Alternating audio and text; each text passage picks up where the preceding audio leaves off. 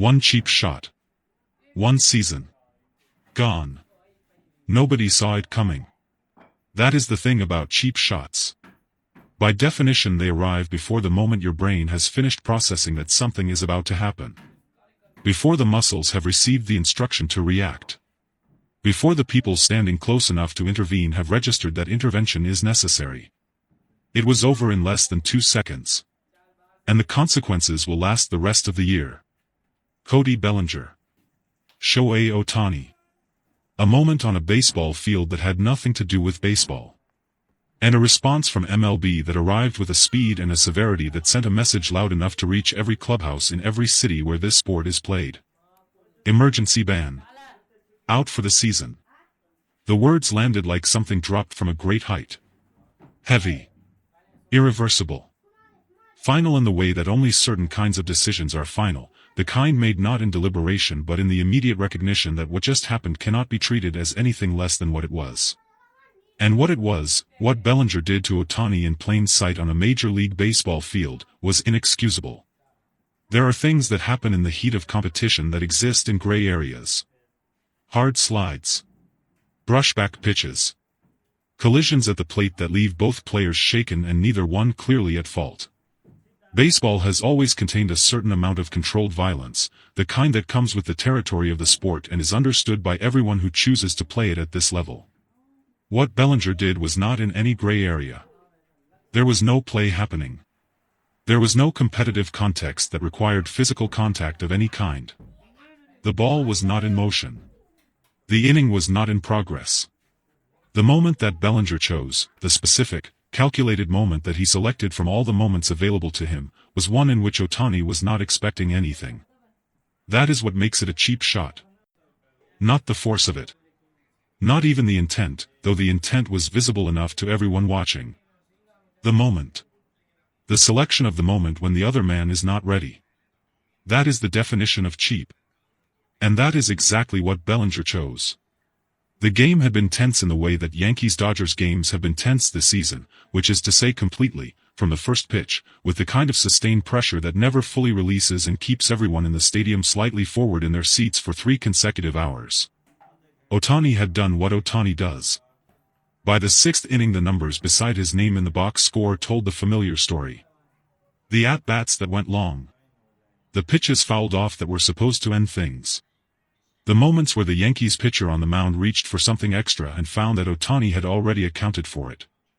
Bellinger had been watching all of it from the Yankees' dugout. What was building in him during those innings is impossible to know with certainty.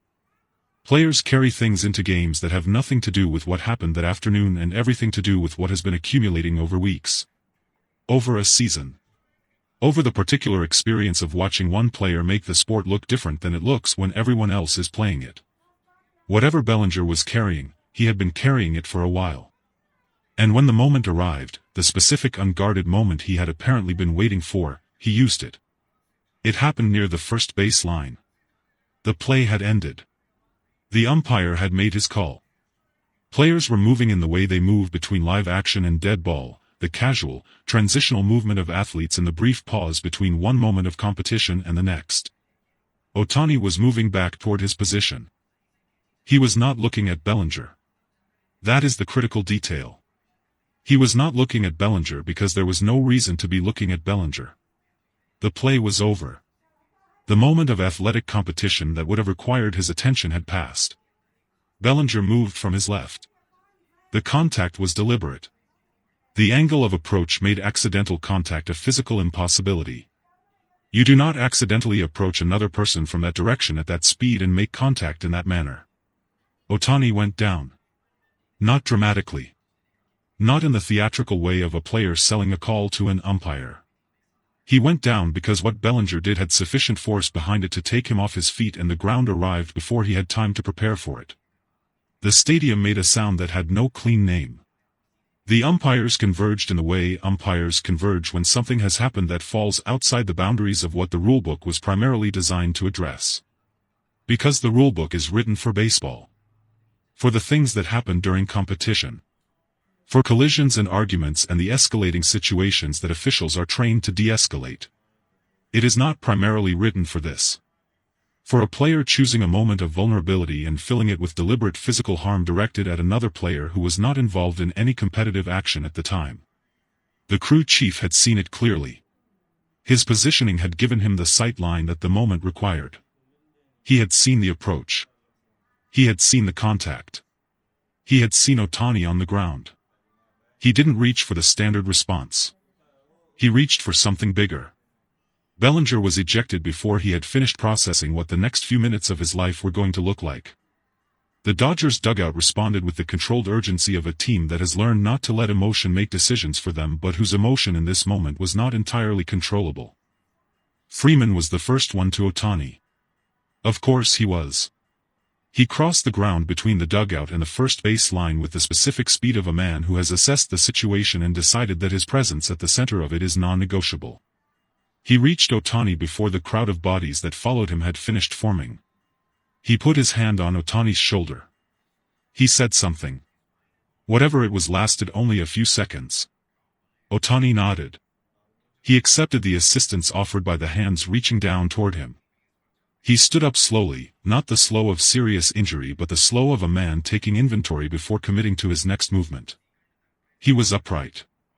The stadium released something it had been holding. But the anger in the building did not release with it. If anything, it intensified, the particular kind of crowd anger that comes from relief arriving immediately alongside outrage, the two emotions occupying the same chest at the same moment. Bellinger's walk off the field was not short enough. That is the honest description of what 40,000 people communicated in real time as he moved from the first base line toward the visitors' dugout. The sound that followed him was not the standard baseball crowd displeasure of booing a player for a strikeout or a bad defensive play. It was something with more weight behind it. The sound of a stadium that has just watched something happen to someone they came to see, someone they regard not merely as an athlete but as something closer to a standard for what this sport can be at its highest, and has formed an immediate and unanimous verdict about the person responsible. Bellinger reached the dugout steps. He disappeared into the tunnel. The sound continued for longer than he was visible. MLB's response arrived before the night was over. That was the first signal that this was being treated differently. League disciplinary actions typically move through a process. Statements are prepared. Reviews are conducted. The machinery of the organization produces its response on a timeline that prioritizes correctness over speed. This did not move on that timeline. The statement came through official channels with the kind of directness that the league reserves for moments it wants to be clearly understood. Emergency ban. Effective immediately. Remainder of the season. The language of the official statement described the action as a deliberate physical assault on a fellow player outside the bounds of any competitive play. It described the response as commensurate with the severity of the conduct and consistent with the league's commitment to the safety of its players. It described the ban as non-negotiable pending appeal. Non-negotiable. Two words that the league does not use casually. Two words that told every player in every clubhouse in every city exactly how seriously this was being taken. Bellinger's representatives issued a statement the following morning. It was brief. It described the incident as being mischaracterized. It indicated that an appeal would be filed.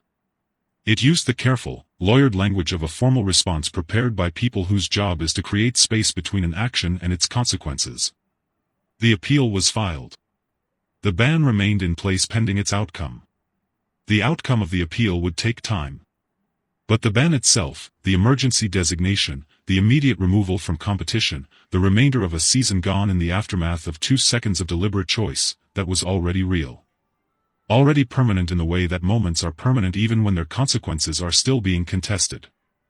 Roberts at the post-game podium looked like a man who had managed a baseball game and then been asked to manage something that was not a baseball game and had done both to the best of his ability. A reporter asked him how Ohtani was. Roberts took a breath. He's okay. He's been checked out. He's okay physically. The reporter asked about the league's response. Roberts nodded slowly. Placed both hands flat on the table in the way he places them when what he is about to say has been thought through completely. I think MLB did what needed to be done. Quickly and clearly. And I think that matters. Not just for tonight. For the message it sends going forward. Another reporter asked whether this changed anything about how the Dodgers would approach future games against the Yankees. Roberts looked at the reporter for a moment. It changes one thing, he said. Bellinger won't be there. He said it without satisfaction. Without the performance of a man enjoying the outcome of an adversary's punishment. Just the flat, factual delivery of someone stating a consequence that has already been determined. Bellinger won't be there.